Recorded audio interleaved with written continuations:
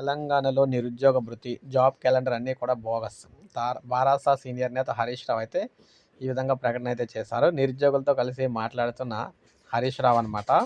అధికారంలోకి వచ్చిన తొలి ఏడాదే 2 లక్షల ఉద్యోగాలు ఇస్తామని, 16,000 మాత్రమే ప్రభుత్వం భర్తీ చేసిందని బారాస అయితే అన్నది. సీనియర్ నేత అన్నారు. రాష్ట్ర వ్యాప్తంగా 19,000 ఉద్యోగ ఖాళీలు ఉన్నాయని ఇటీవల పోలీస్ శాఖ తెలిపిందని, వాటికి ఇప్పటి వరకు ఎందుకు నోటిఫికేషన్ వేయలేదని చెప్పేసి ప్రశ్నించారు.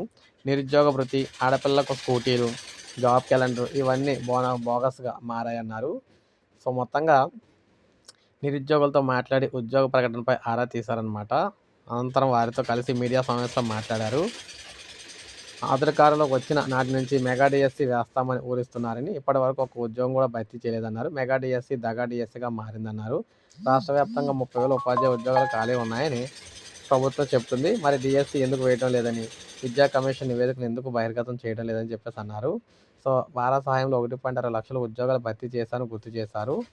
ముఖ్యంగా నిరుద్యోగులకు సంబంధించి నిరుద్యోగ భృతి అయితే ఇస్తా ఉన్నారు. భృతి అయితే ఇవ్వలేదు. ఇలా నిరుద్యోగ భృతి ఇవ్వకుండా, జాబ్ క్యాలెండర్ చేయకుండా నిరుద్యోగులను అయితే వంచడం అయితే జరిగిందని చెప్పేసి వీరైతే అన్నారన్నమాట. సో ఇది మనకు అప్డేట్. ఒక లైక్ చేయండి, సబ్స్క్రైబ్ చేసుకుంటే మన ఛానల్ సబ్స్క్రైబ్